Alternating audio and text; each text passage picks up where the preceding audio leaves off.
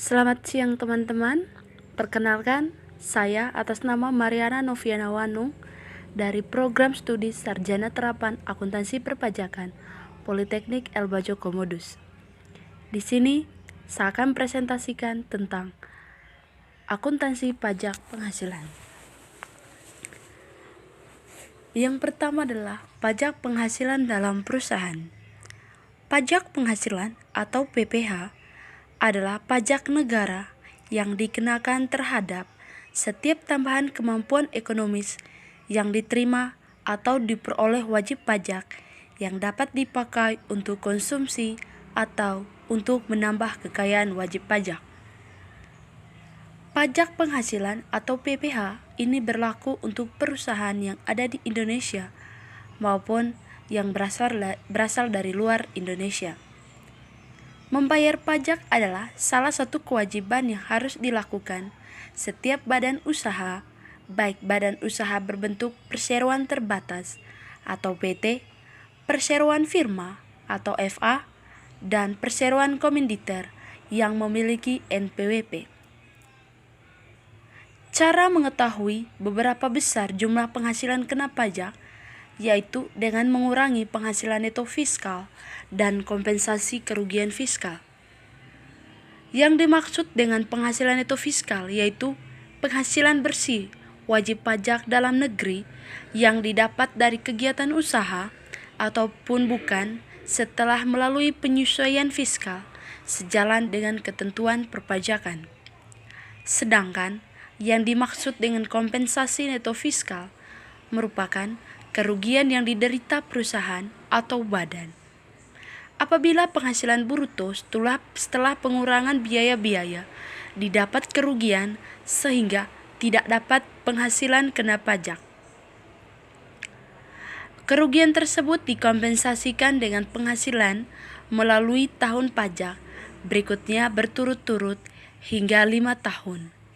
Kemudian hasil dari penghasilan neto fiskal yang dikurangi kompensasi kerugian fiskal merupakan jumlah nominal penghasilan kena pajak.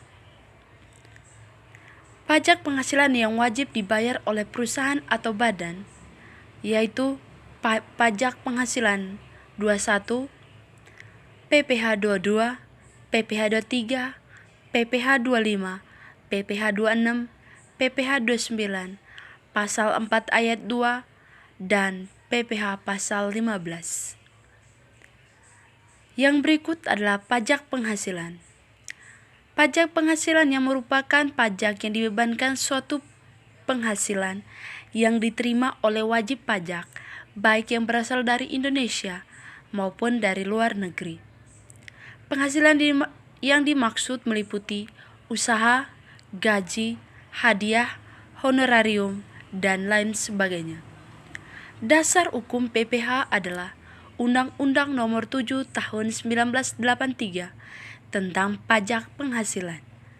Dalam perkembangannya, undang-undang ini telah mengalami 4 perubahan.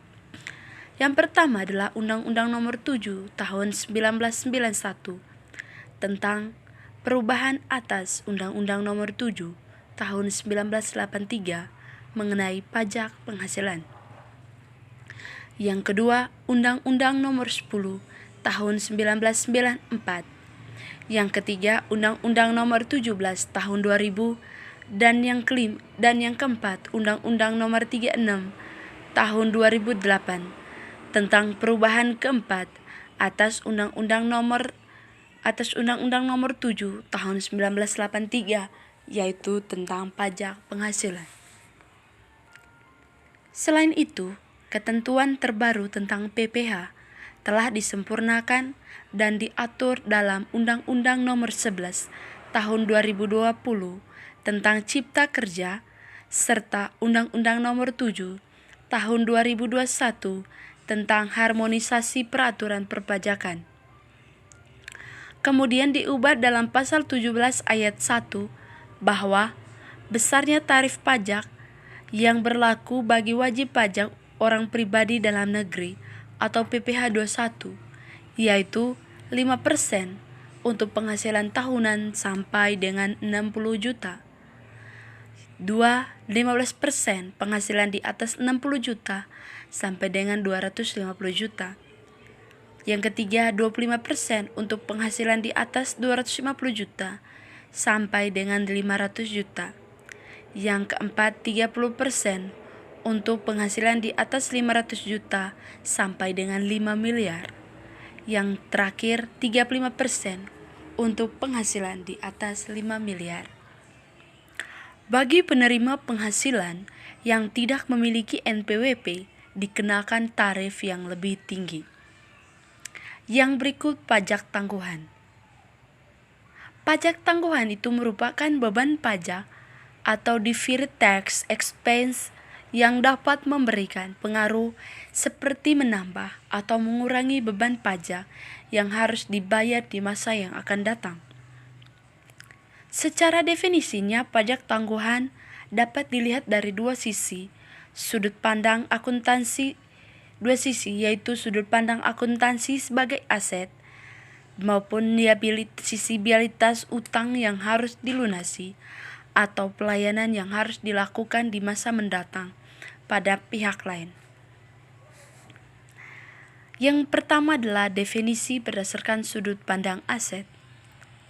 Dilihat dari sisi aset, pajak tangguhan merupakan jumlah pajak penghasilan yang dapat dipulihkan pada periode masa depan akibat akumulasi rugi pajak yang belum dikompensasi dan akumulasi kredit pajak belum dimanfaatkan sesuai dengan ketentuan yang berlaku dalam peraturan perpajakan. Yang kedua, definisi berdasarkan sudut pandang liabilitas. Pajak tangguhan sebenarnya timbul karena perbedaan antara peraturan perpajakan fiskal dengan standar akuntansi keuangan atau komersial. Perbedaan saat pengakuan ini mengakibatkan pendapatan atau beban yang diakui pada masing-masing periode berbeda.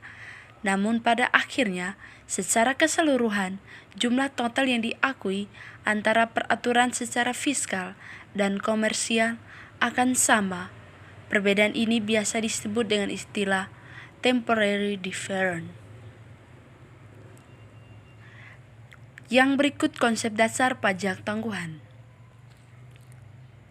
Dalam menghitung beban pajak yang harus dibayar pada akhir tahun, biasanya wajib pajak menggunakan pendekatan akuntansi komersial, mulai dari pengakuan unsur pendapatan, pengakuan beban yang dijadikan pengurang, metode penyusutan untuk menentukan beban penyusutan aset, pengakuan nilai sisa aset, dan penerapan jangka waktu untuk penyusutan, hingga penetapan besaran penyisihan atau biaya cadangan.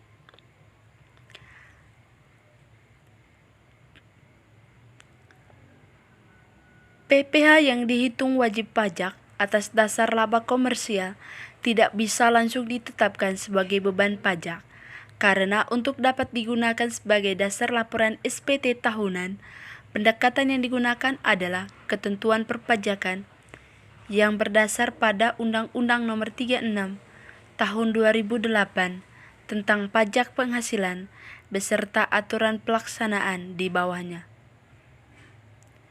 Jika laba akuntansi lebih besar daripada laba pajak, maka akan terbentuk kewajiban pajak tangguhan. Sebaliknya juga, bila ada akuntansi lebih kecil daripada laba pajak, maka akan berbentuk aset pajak tangguhan. Contoh kasusnya itu, PT Nusantara Jaya adalah perusahaan yang bergerak di bidang penjualan emas. Data penjualan emas tahun 2016 banyak 30 miliar. Data penjualan emas tahun 2017 30 miliar 500 juta. Laba komersial tahun 2017 3 miliar. Koreksi fiskal negatif atas biaya penyusutan 10 juta. Laba fiskal atau pajak sebesar laba komersial dikurangi dengan koreksi fiskal negatif, yaitu 3 miliar dikurangi dengan 100 juta, sama dengan 2 miliar 900 juta. Pajak penghasilan PPh badan terutang sebesar 2 miliar 900 juta dikalikan dengan 25%, sama dengan 725 juta. Apabila tidak ada koreksi fiskal atas penyusutan PPh badan yang terutang sebesar 3 miliar dikalikan dengan 25% sama dengan 750 juta. Jadi kewajiban pajak yang harus ditanggung sebesar 750 juta dikurangi dengan 725 juta sama dengan 25 juta. Yang berikut adalah kompensasi kerugian fiskal. Kompensasi kerugian fiskal merupakan sebuah skema untuk ganti rugi yang dilakukan oleh wajib pajak orang pribadi maupun wajib pajak badan yang mengalami kerugian dalam hal pembukuannya, di mana kompensasinya dapat dilakukan pada saat tahun berikutnya selama 5 tahun berturut-turut. Perhitungan fiskal ini berfungsi untuk segala informasi keuangan yang ada di suatu perusahaan yang kemudian nantinya akan diberikan kepada otoritas pajak untuk tanda kepatuhan pajak perusahaan tersebut, di mana atas hasil perhitungan tersebut wajib pajak akan mengetahui apakah mengalami kerugian fiskal atau tidak. Kompensasi kerugian ini pada dasarnya telah diatur dalam Undang-Undang Nomor 36 Tahun 2008 pada pasal yang ke-6 ayat 2 yang membahas mengenai pajak penghasilan yang di dalamnya mencantumkan ayat pertama pada pasal tersebut. Ayat pertama yang tercantum itu sendiri membahas tentang pengurangan, yaitu adanya pengurang biaya langsung dan tidak terkait dengan kegiatan usaha. Yang kedua, adanya penyusutan untuk pengeluaran agar mendapat harta berwujud dan adanya amortisasi untuk pengeluaran agar mendapat hak, serta atas biaya lain yang mempunyai masa manfaat lebih dari 1 tahun. Yang berikut adanya iuran dana pensiun yang disahkan oleh Menteri Keuangan. Yang berikut adanya kerugian akibat penjualan dan pengalihan harta yang dimiliki dan dalam hal itu digunakan dalam perusahaan terkait.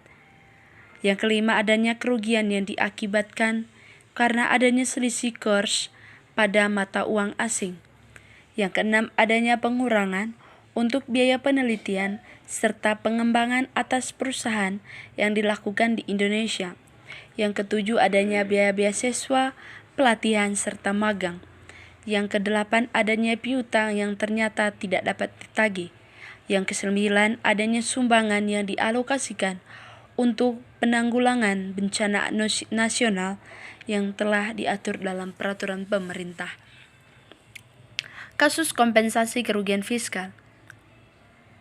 PT XYZ mengalami kerugian fiskal sebanyak 300 juta pada tahun 2014, di mana kerugian tersebut bisa dikompensasikan sampai tahun 2019 dan akan dijabarkan dalam uraian berikut.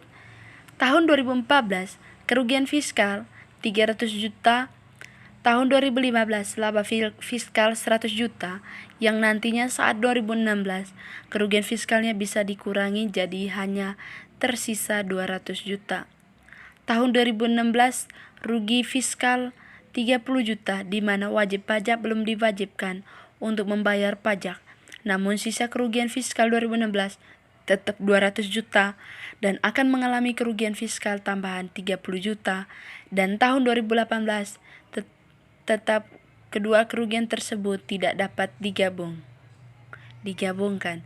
Pada tahun 2017, laba fiskal 75 juta digunakan untuk mengurangi kerugian fiskal pada tahun 2016. Jadi nantinya kerugian fiskal 2016 berkurang sebesar 125 juta, namun rugi fiskal 2018 tetap 30 juta. Tahun 2018 laba fiskal 30 juta, di mana rugi fiskal 2016 akan dikurangkan dan akan tersisa 95 juta. Namun rugi fiskal 2018 jumlahnya tidak akan berubah. Tahun 2019 laba fiskal 75 juta, di mana rugi fiskal 2016 akan dikurangkan lagi dan akan tersisa 20 juta. Namun rugi fiskal 2018 tetap 30 juta. Berdasarkan penjabaran tersebut diketahui 2015, 2017, 2018, dan 2019 menghasilkan laba fiskal yang dimana kerugian tahun 2016 bisa dikompensasi atau diperhitungkan. Kemudian pada tahun 2019 masih terdapat sisa kompensasi kerugian sebesar 30 juta. Jumlah inilah yang tidak dapat dikompensasikan lagi karena telah melewati batas waktu 5 tahun, sehingga sisa 30 juta tersebut dikatakan hangus. Baik teman-teman, itulah hasil presentasinya. Jika ada kata yang kurang dari tempat ini, kami mohon maaf. Sekian dan terima kasih.